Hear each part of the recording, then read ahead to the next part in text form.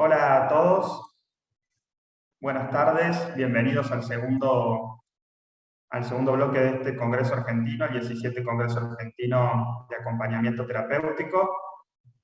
En esta oportunidad estaremos con la primera ponencia del Congreso, titulada Contacto Animal, que disertará Juan Bacén. Juan es doctor, es psicoanalista, especialista en psiquiatría infanto-juvenil. Es secretario general del Fórum Infancias, cofundador del programa Cuidando, autor y coautor de numerosos libros entre los que se encuentran Contacto Animal, Niños o Cerebros. A partir de ahora, damos comienzo a la ponencia. Con ustedes ahora, Juan, todo el espacio es tuyo. Muchas gracias. Bueno, muchas gracias y un gusto estar aquí. Vamos a ver si aparece ya el PowerPoint. La idea es compartir con ustedes la experiencia del programa Cuidar Cuidando, que estuvo funcionando desde el año 1990 hasta la pandemia y ahora está en gateras, digamos, en pos de volver a retomar la actividad. Funciona en el ecoparque y consiste en la presencia de chicos y jóvenes en lo que antes era el zoológico y ahora es el ecoparque, cumpliendo diversas funciones, anteriormente como aprendices de cuidadores, actualmente, digamos, dedicados al cuidado de los animales más pequeños y sueltos que quedan en el ecoparque y colaborando con todo lo que sería la ambientación de los recintos para animales, porque, digamos, mi presentación se llama Contacto Animal, pero la política del ecoparque es contacto cero en este momento. Entonces, bueno, tenemos que adecuarnos a ciertas pautas que no nos parecían del todo beneficiosas para los chicos. Creíamos que se privilegiaban los animales más que a los chicos, pero nos parece que bien, que se hace dentro del marco de lo posible una práctica que creo que es muy interesante y que está sostenida por un equipo, y de ese equipo forman parte un conjunto de acompañantes terapéuticos que hacen un curso en el Hospital Tovar García y se incorporan al programa voluntariamente por elección, y que son aproximadamente, digamos, 3 o 4 o 5 a veces acompañantes por día.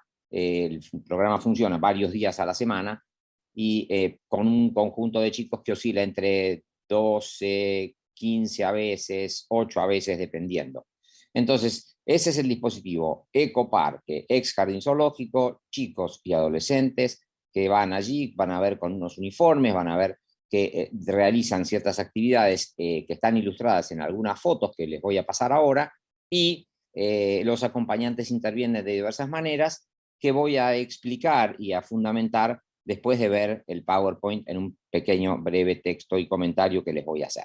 Así que vamos, esta es una placa, digamos, humorística, planteando cómo la distancia con la naturaleza no necesariamente es progreso, aunque también lo sea, también deja cosas de lado que me parece que el programa intenta recuperar.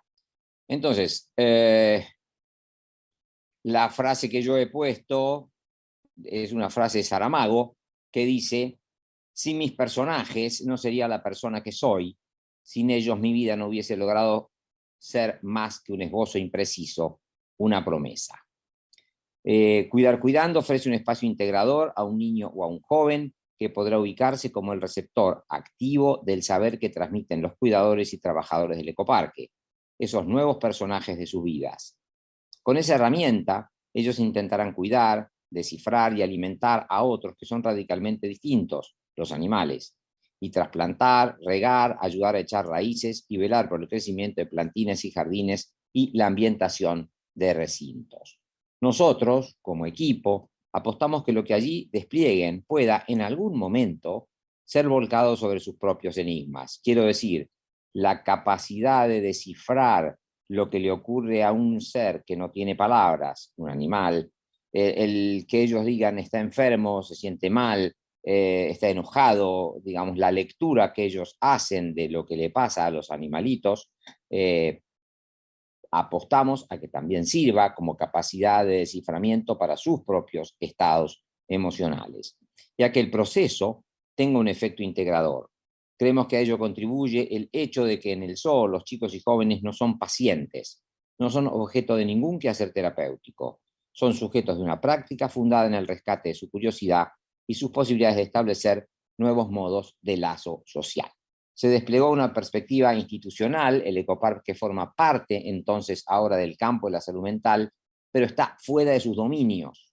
Se configura como un espacio transicional, un dentro-fuera, dentro del campo, pero perteneciente al ámbito comunitario. Eso posibilita que quienes allí se incorporen no sean pacientes a quienes hay que cuidar, aunque esa dimensión esté presente, sino aprendices de un oficio. Son sujetos entonces de una práctica, la de cuidar a otros y de cuidarse en otros. Bueno, se ha transformado el zoo en ecoparque, esto fue prepandemia, continuamos incorporando chicos, los padres y madres se reúnen en grupos que se han revelado cada vez más importantes, y los adolescentes auxilian ya no a los cuidadores, sino auxilian la parquización, jardinería y ambientación de recintos, y el nombre que tienen es biooperadores. Bueno, esto es una broma. Temimos lo peor porque en un momento cerraron el ecoparque, cerraron el zoológico, nos intervinieron a nosotros y nos echaron por poco. Entonces, por eso los gendarmes.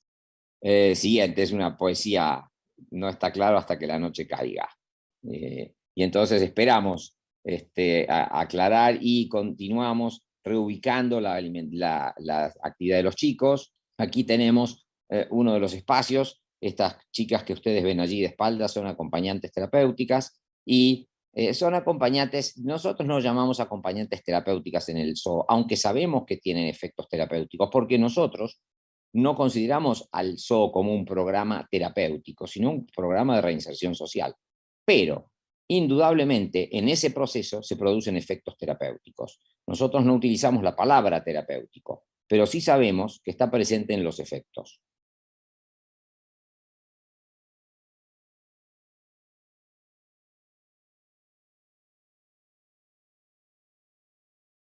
Ahí tenemos a este muchachito que tiene su mascota, otro animalito.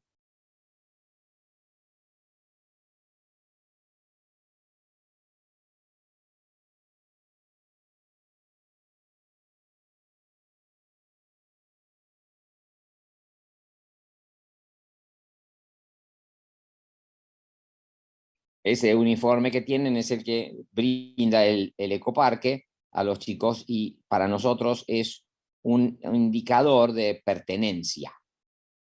Ellos quieren tener su uniforme, reclaman cuando se pone viejo, cuando les queda chico, que les demos ropa nueva.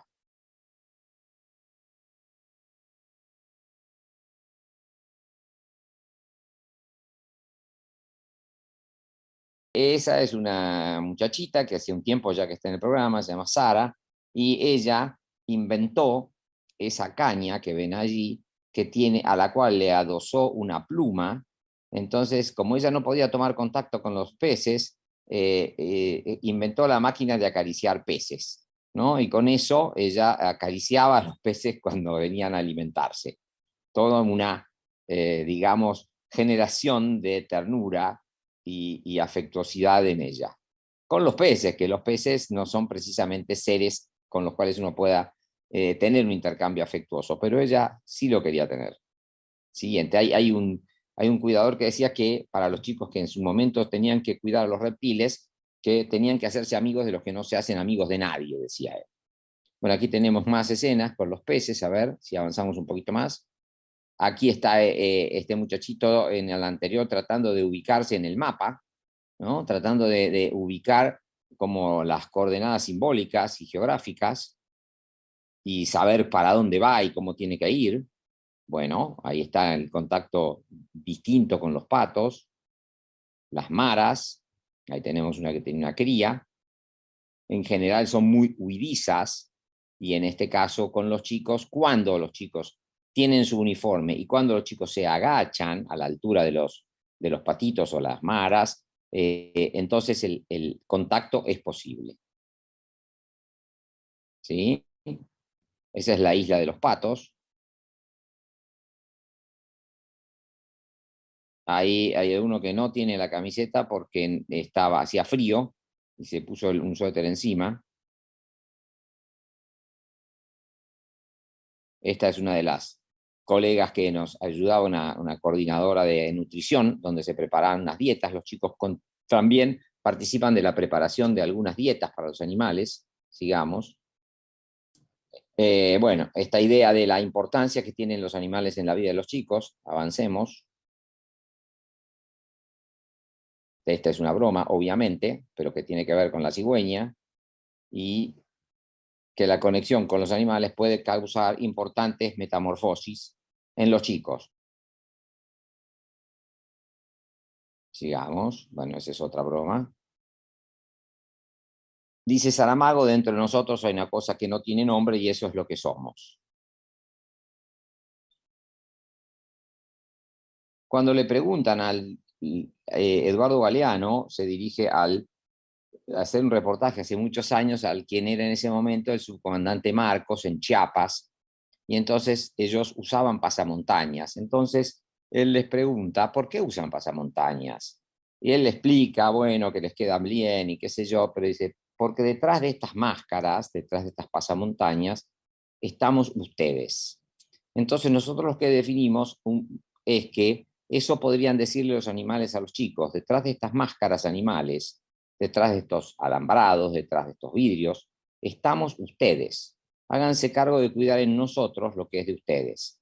¿Por qué decimos eso? Porque para que un chico quiera, porque esto es absolutamente voluntario, ir al zoo, es porque hay algo, como a cualquier chico, pero casi todos los chicos, de los animales que de alguna manera lo toca con cierto grado de intimidad. El animal aparece de dos maneras, como una forma de alteridad, enigmática, desconocida, que no habla, y por otro lado como un espacio, un soporte de proyecciones. Un soporte de proyecciones, como planteaba desde el comienzo del psicoanálisis Melanie Klein, para quien en sus primeras cajas de juegos lo que había básicamente eran animalitos de madera.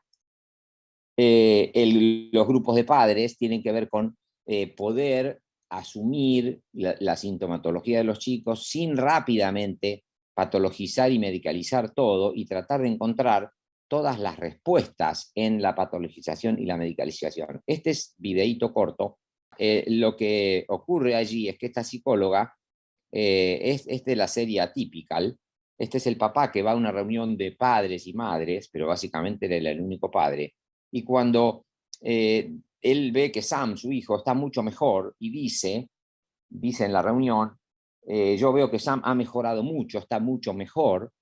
Y entonces la psicóloga le dice, de una manera absolutamente esquemática y burda, pero no, dice, queremos decirte que el autismo es un trastorno, es un cuadro neurológico que no tiene, en el cual no hay posibilidades de mejoría. Él decía que estaba mejor. Lo que puede haber son avances y retrocesos, ¿no? Con lo cual estaba generando como una lectura absolutamente técnica y negando la percepción de un papá que lo veía, efectivamente el chico estaba mucho mejor, pero ella quedaba atrapada en su forma, en su perspectiva de lo que era el autismo. En el hospital, uno de los pacientes que estuvo un tiempo internado, yo era jefe en ese momento de un sector, y escribió en una pared un grafiti, después él confesó que había sido él, que decía, en este lugar, refiriéndose a la sala de internación, todo encuentro casual es una entrevista. Con lo cual estaba desnudando cómo nosotros nos escudamos dentro del formato profesional, el guardapolvo, el consultorio, para eliminar lo casual, eliminar lo de pasillo, eliminar lo espontáneo. Y eso es lo que de alguna manera él quería reivindicar como en donde aparecían, digamos así, como sus verdades, no necesariamente en donde nosotros queríamos que aparezcan, ¿no? Es como, no hay que ir a buscar al chico o el objeto perdido donde hay luz, sino donde supuestamente está. Bueno, y ahí, sigamos, está también la actividad de la plaza, avanza un poquito más, donde los Sí, chicos, a veces tiene sonido, ¿no? Donde hay lo uno que vamos a los hacer está volar por marcando el los aire. otros, y donde efectivamente hay lo que voy a comentar después, que es una manifestación de alegría. Ellos están re contentos, ¿no? Esta plaza ahora ya no está. digamos, ahí. Este es un acompañante que está haciendo el sube y baja con uno de los chicos.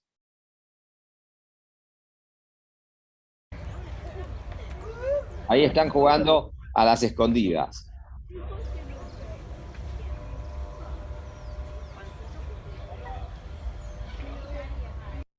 Bueno, y ahí vemos el modo de lazo social que se va generando entre pares, que nos parece que es verdaderamente muy valioso, muy valioso. Estos son los más grandes, los adolescentes. Ahí, pese a no ser el centro de los animales, están en el centro del eje de la tarea, no están nunca ausentes, aunque ellos estén dedicados a cosas conexas. La tarea se trasladó al vivero, a la búsqueda de semillas y plantas, adelante. Ahí están preparando dietas. Esta es una mujer que es un amor, Cintia, que es la que preparaba los plantines. Acá estamos con Cintia y un grupo de increíbles colaboradores en la tarea que ahora nos va a contar qué es lo que están haciendo. Bueno, la verdad que con los chicos estamos trabajando un montón. Hoy, por ejemplo, cargamos carretillas con tierra para llenar y rellenar plantas que quedan con raíces desnudas. Acá estamos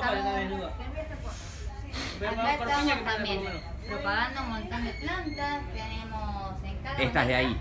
Claro, en esas bandejas entran 72 plantines. Y con los chicos ya pusimos un montón. Turupíes, peinillo, rosa de río. También, bueno, regamos las plantas, llevamos piedras, vamos cambiando el sustrato. Acá tenemos semillas de ubajay. Cortamos las cañas del perímetro de todo el parque. Así que bueno. Ahí tenés la tarea programada, ¿no? En estos pizarrones. Cada número de bandeja. De las que hemos preparado. Y estos son los que ya prepararon. Sí. Buenísimo. Bueno, pueden mandar un saludo si quieren. Bueno, un saludo. Saludos a Villa Crespo. Siguiente. Ahí hay uno que se hizo medio el pícaro cuando apareció lo de las raíces desnudas. Cosa que es un tema muy interesante que aparezca la picardía. Ahí están pintando un banco, por ejemplo. Sí, sigamos, estos son los más grandes, con uno de los jardineros. Otra de las tareas es juntar las hojas en otoño. Y bueno, esto que aparece como la posibilidad de transformar el programa, porque cuando se transformó el zoológico en ecoparque, estábamos absolutamente al borde de ser desalojados como programa de allí. La dirección nueva que llegó no quería a los chicos en el programa y tuvimos que pelear mucho, negociar mucho para que sí continúe. Y desde el hospital también hay muchos reparos a las prácticas. Actualmente, porque la dirección actual del hospital es un poco retrógrada, hay varias prácticas extramurales que realiza el hospital y en este momento les pusieron muchísimas trabas. Nosotros tuvimos que hacer una presentación en el CONISMA, que es el Consejo Interministerial de Salud Mental, para que se presionara al hospital para rehabilitar el programa que está en este momento empezando a funcionar las próximas semanas. Ahora les voy a leer algunos conceptos que me parecen importantes para compartir. Voy a tratar de transmitirles un poco el fundamento y de las prácticas del acompañamiento en el programa.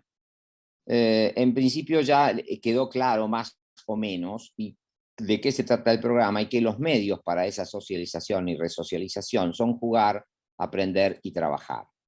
Las primeras marcas de la cultura se escriben sobre algo tan versátil como es el cuerpito de un bebé. A ellos les solemos llamar socialización. En cambio, la segunda vuelta, que supone el encuentra dicho material algo más fraguado y menos maleable. La inscripción de formas de trato y comunicación, de modos de conexión de los seres y objetos, de valores y de creencias, son la matriz de futuros lazos sociales. Con ellos, con otros y también consigo mismo. Nuestro desafío es hacer algo para que esa segunda vuelta resocializadora reescenifique algo de lo sucedido en la primera, o que instaure escenas de una infancia que aún no tuvo lugar. Por eso decimos que el zoo es otro de los nombres de la infancia. Dar diferente curso a aquellas inscripciones puede permitir una reinscripción social, pasar desde una resignación desangelada a una resignación, entendida como un nuevo modo de nombrarse, de nombrar lo suyo, de ubicarse, resignar.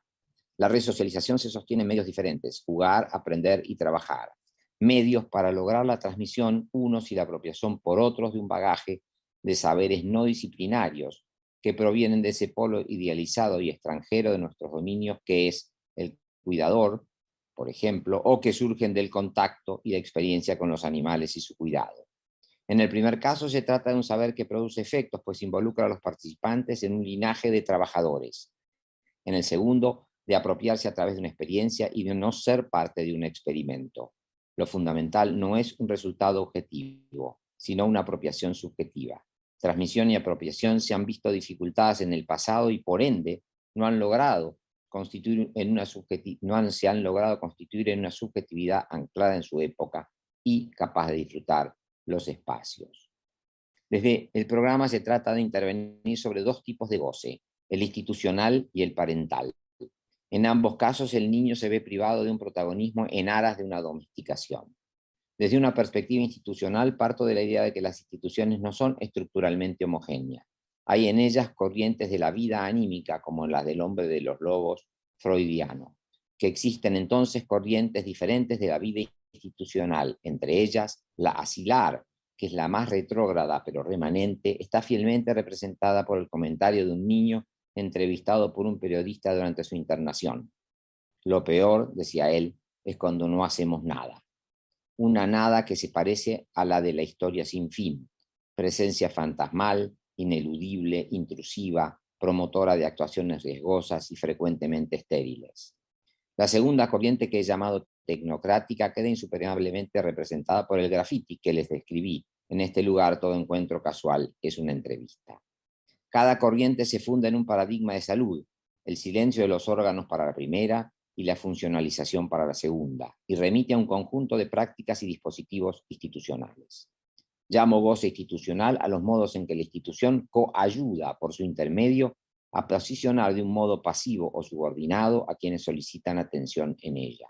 En el primer caso, reduciendo al niño a poco más que su biología, y en el segundo a ser objeto de operaciones técnicas.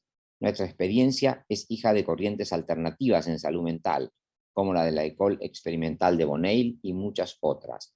Partimos de un paradigma de integración, aunque sea ruidosa, no de acallamiento u orden. Tampoco de otros fundados en el recorte técnico operativo de una problemática. No adherimos al silencio de los órganos ni al silencio de las máquinas. A través del programa nos hemos incorporado un espacio comunitario como el zoo al campo de la salud mental, sin pretender por ello anexarlo a sus dominios, porque en tal caso dejaría de ser una fuera. Esperamos que el proceso allí desplegado no quede teñido de ortopedia. No domesticarse apuntar además en la experiencia en que la experiencia transcurre en un espacio público y no en uno doméstico, no es el gallinero del fondo de la casa, lo que moviliza entonces otros reconocimientos y otras significaciones. Para tratar de ejemplificar ahora algo del goce parental, me voy a servir del siguiente relato, que trata de una niña impactada por la melancolía de su madre y a quien la niña no debe dejar caer. La mamá en esta escena está bordando, surciendo una media en un huevo de madera. Es una imagen muy antigua. Creo que nadie de todos los que estamos y de las que estamos acá ha surcido nunca una media en un huevo de madera, pero es algo que hace muchos años era muy frecuente. Madre, dice la chiquita, yo quiero ser ángel o pájaro cuando sea mayor. ¿Qué decía aquella niña? Tenía mucha imaginación, demasiada, opinaba la abuela. Madre, yo quiero ser ángel o pájaro, ¿oyes? Cuando sea mayor. Mientras madre, asomada sobre el agujero de un calcetín fijo en el huevo de madera que usaba para surcir, repetía, absurda criatura, mientras hilvanaba hilo y pensamiento en un aburrimiento adormecido y aletargado. La niña, ridícula y delgada, absurda criatura, ni ángel ni pájaro, miraba obsesivamente aquel agujero de calcetín por donde madre, tan adormecida, se iba a caer cualquier tarde. Si soy ángel o pájaro, oyes, madre, no haré agujeros a mis calcetines. Sin cuerpo de niña, no de ángel o pájaro, sin cuerpo que rompa calcetines, no hay infancia. A este costo dar una mano es pagar de más. La niña en cuestión podría sacrificar el protagonismo que sus posibilidades de jugar le otorgan por sujetar a su madre, que obviamente no está deprimida a propósito, sino que está también tomada por ese goce adormecedor. Sin escandalizar esta situación, hay en cada niño inscripciones inconscientes que determinan renuncias y posicionamientos sacrificiales. A mayor gravedad del niño y sus padres, mayor el daño que produce. Esteban, cuya madre sufrió una profunda depresión cuando tenía 2 años, se la sacaba a la mamá, intentaba sacarla de su sopor, haciendo un ruido todo el día. En una ocasión, cuando un compañerito se metió en uno de los toboganes tubo para tirarse en el zoo, él le preguntó, no te vas a suicidar, ¿no? Entonces, Winnicott decía, me parece válido el principio general de que la psicoterapia se realiza en la superposición de 2 zonas de juego, la del paciente y la del terapeuta. Si este último no sabe jugar, no está capacitado para la tarea. Si el que no sabe jugar es el paciente, hay que hacer algo para que pueda hacerlo, lograrlo, después de lo cual empieza la psicoterapia. El motivo de que el juego sea tan esencial consiste en que en él, el paciente, se muestra creador. Juguemos un poco, entonces propongo un cambio en esta frase. Hacer algo por el jugar del paciente es condición previa para su reinserción creativa. La superposición de zonas de juego será entre integrantes del equipo, en especial los acompañantes, los cuidadores de un lado y los jóvenes del otro. Lo lúdico, el jugar como campo intermedio de ilusión, desborda el juego, está presente también en el aprendizaje. El número 2 es imaginarizado como un pato para su mejor asimilación por los preescolares. También en el trabajo, la ilusión de ser cuidador sostiene mucho del linaje de los chicos en el programa, aunque nunca lleguen a ser. El acompañante es receptor de transferencias múltiples, aunque ellas no sean interpretadas. Creo que la función del acompañante es la de ser un receptor sensible, advertido de ese material y capacitado para favorecer la construcción de escenas y personajes que le permitan jugar a ser cuidador. Ese jugar es la construcción misma de mediaciones que posibilitan ese como si, siempre tensado por una dimensión de insistencia y repetición. En el jugar se trae a escena lo traumático, velado, desplazado, disfrazado, pero ahora abierto a nuevas significaciones. El juego construye, en su capacidad de significar infancia, un espejo donde el niño se refleja como tal. Eso permite que si está, por ejemplo, en el lugar de dar una mano a sus padres, algo nada infrecuente, en lugar de mutilarse psicóticamente, sacarse una mano, pueda jugar a que es un héroe o un bombero, aprender a dar una mano sin carbonizarse. Si el lugar asignado por las inscripciones y por la fantasmática parental es de tonto, maricón, ladrón, tirano, bruto, insensible, el jugar permite tomar distancia de esos mandatos a partir de la construcción de personajes. No es lo mismo ser el que encarna un mandato que convertirse en un protagonista lúdico que pueda situarse críticamente frente a ese mandato. Eso implica para el aprendiz una posibilidad de reflexión sobre los actos del personaje en el que se refleja de algún modo. Tomar en serio esta impregnación lúdica nos posiciona de otro modo frente a las temporalidades. No elimina las exigencias de rendimiento, pero las hace incorporables, haciendo lugar a un destiempo necesario cuando los procesos de aprendizaje lo requieren. Y por último, ¿cuál es la mejor gratificación que puede darnos algo en la vida?, se pregunta Sabater. ¿Cuál es la recompensa más alta que podemos obtener de un esfuerzo, una caricia, una palabra, una música, un conocimiento, una máquina o montañas de dinero, prestigio, poder, de la gloria, del amor, de la ética o de lo que se te ocurra? Te advierto que la respuesta es tan sencilla que corre el riesgo de decepcionarte. Lo máximo que podemos obtener, sea de lo que sea, es alegría. Hemos discutido muchas veces respecto a lo que implica que un síntoma se exteriorice en el programa. Si pensamos que un paciente transfiere una enormidad de cosas allí, ¿cómo no va a transferir allí sus síntomas? El acompañamiento, entonces, sin ser una práctica analítica, nos ha dejado muchísimos ejemplos de escenas de juego y personajes creados, desde los primeros teatros de Alfredo, los personajes de Jorge, teleteatros de Federico, el Sandro Antonio, incluso el extraordinario logro que significa que hablemos de los chicos como personajes, Enrique y su sexualidad, Antonio y sus salidas humorísticas, Cristian como el eterno sospechoso. Claudio el burro extraviado y decenas de etcéteras. Pero hay una condición para que algo sea un jugar, que lo que es de verdad no entre allí, en nuestro caso, ni la verdad del sexo, no la del polimorfismo sexual que lo tiñe todo, ni el riesgo de muerte. Todos los niños juegan a ser grandes en tanto aún no lo son. Es imposible jugar sin imposibles, y es el equipo el que debe definirlos. Determinar la tarea del acompañante implica considerar su presencia y su oferta lúdica, no solo en el viaje de o hacia el zoo. La tarea es mucho más rica, es acompañar un viaje profundo y experiencial, un viaje que significa que se personifiquen de otro modo, que asimilen, se acomoden, imaginen y creen, que aprendan. Y con todo eso, que logren hacer de su trabajo algo propio, algo que los acerca a una mayor autonomía, que potencie sus capacidades y talentos, algo que los hace sujetos mientras se sujetan a sus pautas, ritmos y responsabilidades. La noción que pongo en juego como psicoanalista en estos procesos es la de sublimación, transformación que parte aquí de la pulsión sexual para desembocar, no sin rodeos, en la función social. Función que solo es deseable si es grata, y solo es grata si está impregnada de imaginación y de alegría. El lugar en donde esa transformación podría darse es en esa escena lúdica, porque es una ventana privilegiada que se comunica con las escenas fantasmáticas que están en la base de síntomas y trastornos. En la escena lúdica se extimiza algo tan íntimo como el fantasma. En el mejor de los casos, se puede, desde un lugar transferencial, incidir, intervenir y contribuir a acotar y transformar el goce. Solo entonces puede surgir la alegría.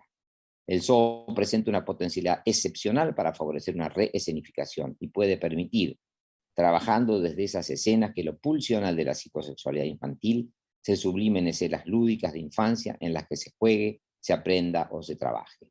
Las escenas siempre implican una forma de lazo social. Allí los acompañantes actúan facilitando dificultades. Una lista de esos territorios de intervención posible de los acompañantes abarca al menos la relación entre los chicos y 1, sus pares, 2, los animales, 3, los cuidadores, 4, sus familiares, 5, el aprendizaje, 6, las normas, 7, el juego compartido. Todo dispositivo convoca más de lo que puede contener. Uno puede ser restrictivo y serruchar lo que sobra, o por el contrario, abrir nuevos canales para el exceso. En el primer caso tendremos tranquilidad y robots, en el segundo caso, algunos dolores de cabeza y alegrías. Pero todo dispositivo propone y a veces prescribe ciertos modos de lazo social. El acompañamiento es uno de esos lazos que proponemos. Entiendo que debe ser vinculante y comprometido. Así me parece que ha sido en general. Un lazo que permite una relación no unívoca con los objetos y las personas.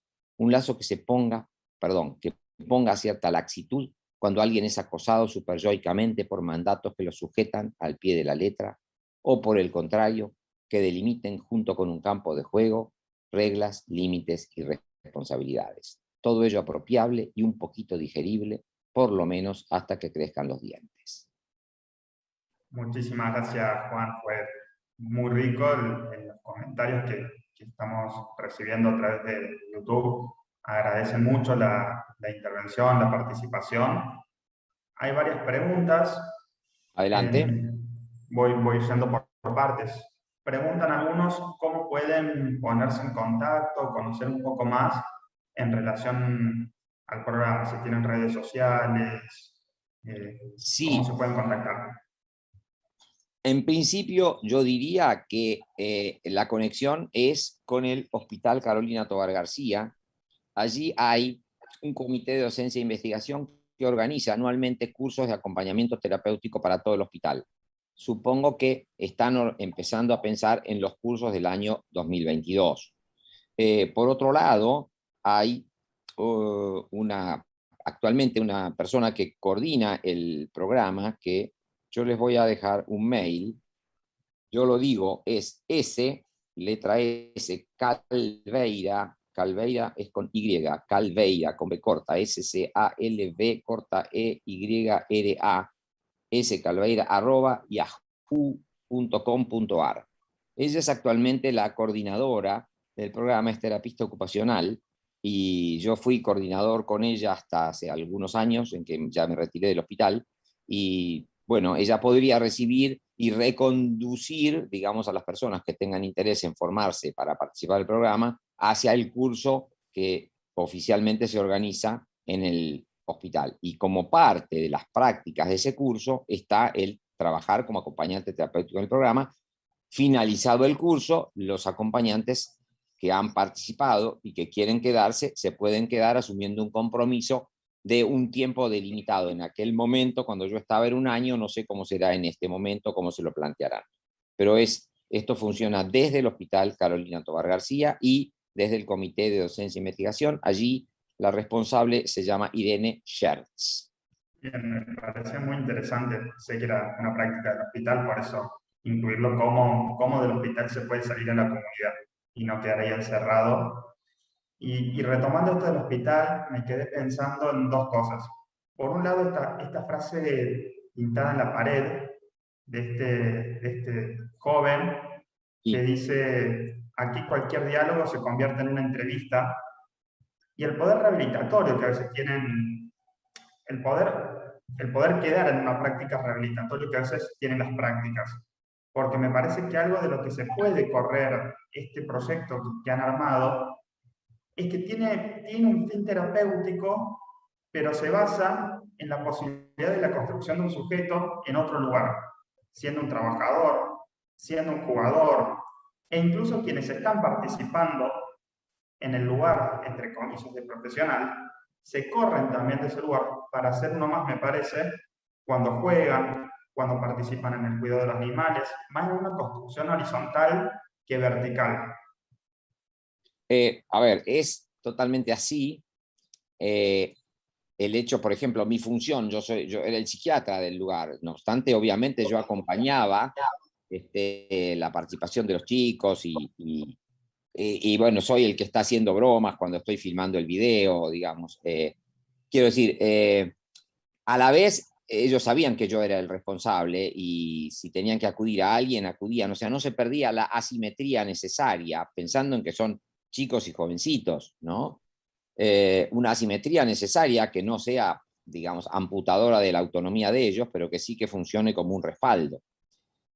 Así que sí, y parte de una idea de que las prácticas en salud mental a las que vos te referías deberían dejar de lado progresivamente la idea de lo que se llama el hospitalocentrismo. Es decir, parecería que la mayor complejidad de las prácticas se diera en el hospital psiquiátrico. Y a mí me parece que la mayor complejidad no se da en el hospital psiquiátrico, sino se da en el seno de lo comunitario.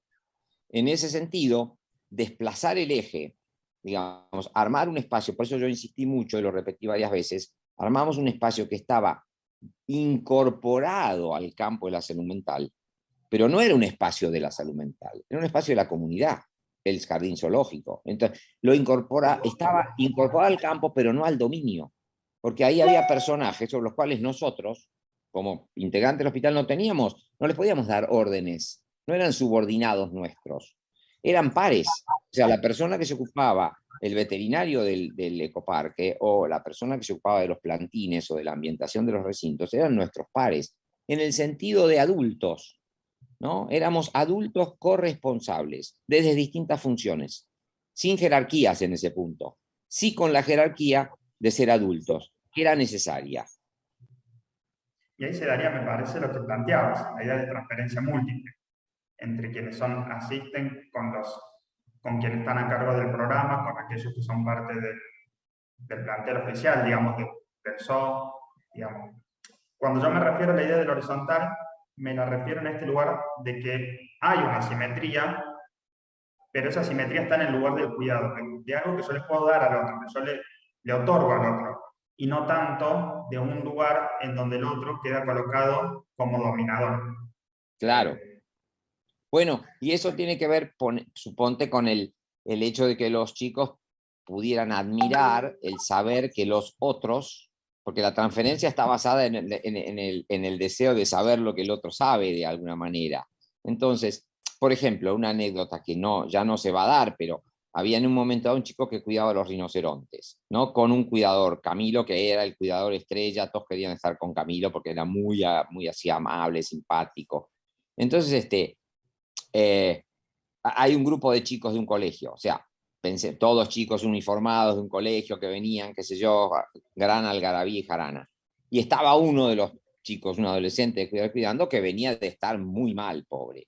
Entonces, internado, él estaba con su uniforme de cuidador. Entonces, en un momento, pasan los chicos y él provocativamente les pregunta, perdón, le dice, como diciendo, no se hagan los cancheros, ¿ustedes saben cómo se llaman estos animales? Entonces los pibes, por supuesto que en broma, le dicen, sí, claro, se llaman rinocerontes, qué sé yo. No, le dice él, se llaman Ruth y Gastón, ¿no? Como diciendo, eso lo sé yo, no lo saben ustedes. Y eso que yo sé es el nombre propio de los animales, lo que los singulariza. No son los rinocerontes, para mí son Ethel, Ruth y Gastón. Entonces, quiero decir, ahí había un modo distinto de saber que ellos incorporaban. No académico, si querés, pero que tenía conexiones con lo formal, porque viste el pizarrón de tareas que le pone la mujer de Cintia, o el estar trabajando con un veterinario, digamos, y asistir a algún cuidado o curación de algún animal. Entonces, en ese sentido, se genera como una situación de mucha riqueza. Habilitan, me parece que eso es lo que va permitiendo. Habilitan, tanto también otorga un uniforme que, que da una identidad, da un lugar, y a partir de ahí pueden empezar a construir algo diferente. Me parece que el uniforme no es un dato menor, empieza a No, crear un lugar. para nosotros el uniforme era muy interesante como pertenencia, como formar parte, no como uniformar, porque del otro lado del uniforme estaba la credencial. Entonces, ellos podían tener un uniforme que los uniforma y una credencial que los individualiza, ¿no? Entonces, ahí se daba esa doble posibilidad de pertenecer sin convertirse en un rebaño, digamos, sin convertirse en una masa. Perteneces, pero sos Pepe, Juanito, son todos ustedes con nombre propio, perteneciendo a este lugar. Me quedaba pensando también, ¿cómo llegan? ¿Son siempre posterior a un proceso de internación? Ah, ¿O es un bueno, son, dispositivo?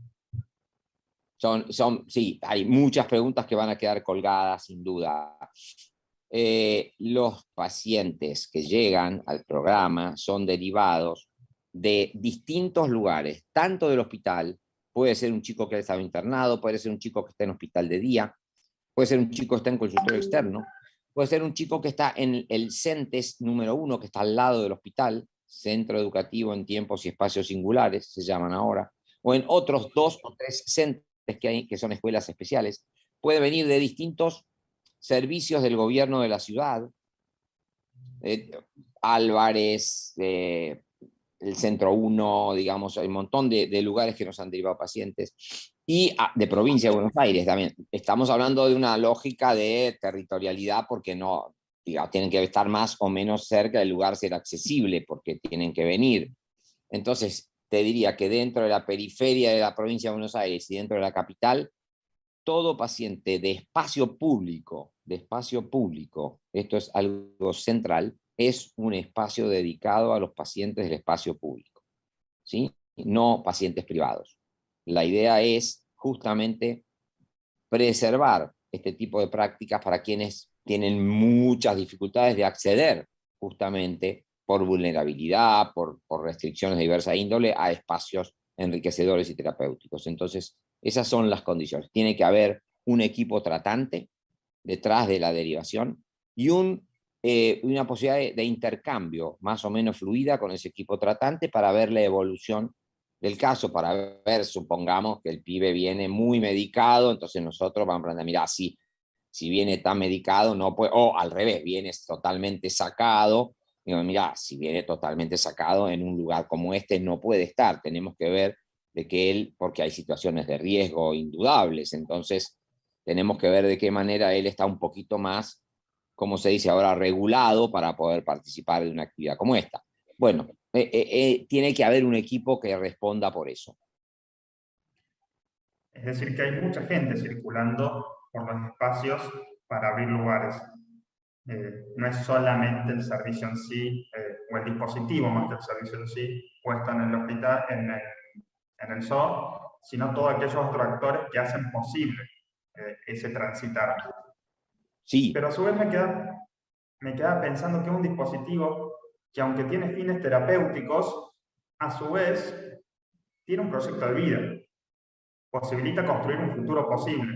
Me parece que tiene también como algo puesto a futuro, no solamente en el aquí y ahora. Claro, la idea de vincular a los chicos con un aprendizaje que les sea accesible y grato, y de, digamos, cuestiones que tienen que ver con una cierta formación en hábitos de trabajo. No vamos a decir que claramente un chico no podía salir diciendo, bueno, ahora yo soy cuidador, voy a conseguir trabajo, porque no hay mucho lugar donde va.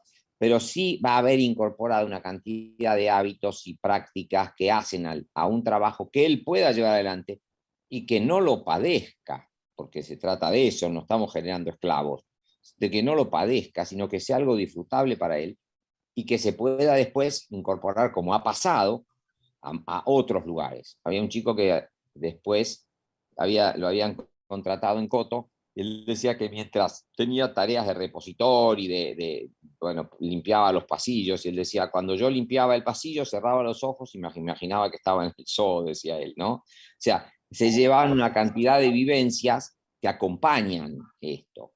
Y efectivamente, por eso, nosotros pensamos que la reinserción social, a ver, que no hay cura, dice Manoni, sin reinserción social, ¿no? Entonces, estamos hablando de pacientes de cierta severidad. Ambas cosas se tienen que realimentar. Cuando se logra una cierta reinserción social, se producen efectos terapéuticos. Y los efectos terapéuticos aumentan la reinserción social. O sea, ambas cosas tienen que funcionar como en combinación, por así decirlo. Traigo el comentario de alguien de YouTube que dice ¿Sí? que su hijo dice que no somos dueños de los animales, sino que somos sus cuidadores y responsables. Que no somos dueños de los animales, no, claro, que somos sus cuidadores, y claro. En todo caso, de lo que se trata es de una apropiación, pero de la apropiación no del objeto, sino de la experiencia que se puede tener allí. O sea, los chicos pueden apropiarse para sí. Por ejemplo, Sara hace una caña de madera con una plumita para acariciar a los peces. Ahí hay una apropiación de un modo de vínculo cariñoso, a pesar de lo raro que podía ser que establecer eso con un pez. Ella no se lleva los peces a la casa, pero se lleva la construcción de una experiencia afectuosa con otro ser diferente, una alteridad. Entonces, ese es el capital subjetivo que se lleva un chico de una experiencia como esta, ¿no? Pero no se lleva ningún animal a la casa, está claro. Es más, nosotros estamos en contra del tráfico de fauna, y cuando nos vienen a decir, y le compramos no sé, un loro, le compramos una iguana, no, digamos, nosotros estamos en contra de eso. Venga al zoológico si quiere ver esos bichos, no en la casa. En la casa, animales domésticos, los que son aceptablemente domésticos, no porque los otros animalitos sufren y además están metidos en un tráfico ilegal de fauna que es delito. O sea que, chau, de ninguna manera. ¿Y han tenido alguna experiencia con estos animales domésticos por fuera del proyecto? Sí, bueno, hubo muchos. Nosotros en el hospital teníamos otro equipo que traía 3 perros al hospital. Entonces, ahí aparece lo que se llama, mal llamado, zooterapia, ¿no? Que para nosotros es un mal nombre porque pareciera que el animal, la partícula zoo, es el que produce el efecto terapéutico. Y para nosotros es una terapia, una práctica asistida por y con animales, pero que el efecto terapéutico no se da si no hay un alguien allí que genere la posibilidad de simbolizar, de discriminar, de elaborar, de generar un campo de experiencia, de favorecer la generación del campo de experiencia y no meramente hacerle así en la cabeza al perrito. Entonces, existió y existieron varios equipos en otros hospitales con perros, básicamente con perros, que estaban en contacto con nosotros. Nosotros hicimos, hace ya tiempo, un congreso de lo que se llamaba Los animales y su impacto en la salud. Entonces ahí convocamos a un montón de equipos que estaban trabajando de distintas maneras, con caballos, haciendo diversas formas de equinoterapia, con los perros, y básicamente eso, digamos, y nosotros que estábamos en el zoo. Y también, corrijo, había una granja en La Plata, una granja que te llevaba chicos a trabajar, a funcionar, trabajar, le ponemos comillas, a jugar, a que eran aprendices de granjeros, una granja. Entonces ahí tenían patos, gansos, chanchos, digamos, animales de granja.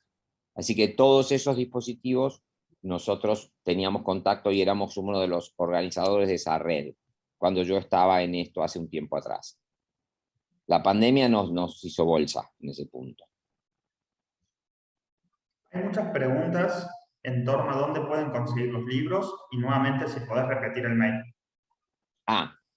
El mail es scalveira, S-C-A-L-V corta, E-Y-R-A, calveira, @yahoo.com.ar.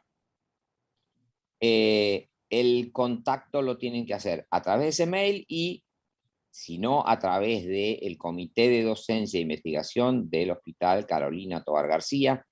Allí la persona que podría ser la receptora y derivadora de esta demanda se llama Irene Schertz, ¿sí? El libro, nosotros escribimos 2 libros. Ambos están al borde del agotamiento. Uno creo que está agotado, que se llama Del invento a la herramienta, de la editorial Polemos. Y el otro es un libro mío que se llama Contacto Niño-Animal, que es de editorial Noveduc. Eso lo pueden pedir a la editorial, porque en las librerías este libro es del año 2013 o 2014, probablemente esté faltando en las librerías, pero creo que Noveduc todavía tiene, lo pueden encargar vía mail. Hay una página de Noveduc que es muy eficiente, que recibe los pedidos en ese sentido. Para ir finalizando la mesa, bueno, dejarte los últimos minutos para que puedas hacer un cierre con lo que te parezca importante transmitir. Yo creo que lo que me parece importante transmitir, mira, justo hoy estábamos hablando con un colega sobre un muchachito que está con enormes dificultades, del cual él es el terapeuta y yo soy el psiquiatra que lo medica, pero obviamente trabajamos en equipo, y la necesidad de generar un espacio de acompañamiento terapéutico para este chico, para que pueda ventilarlo, para facilitar un proceso de exogamia, porque si no el pibe se queda desde la pandemia en adelante muy encerrado en la casa.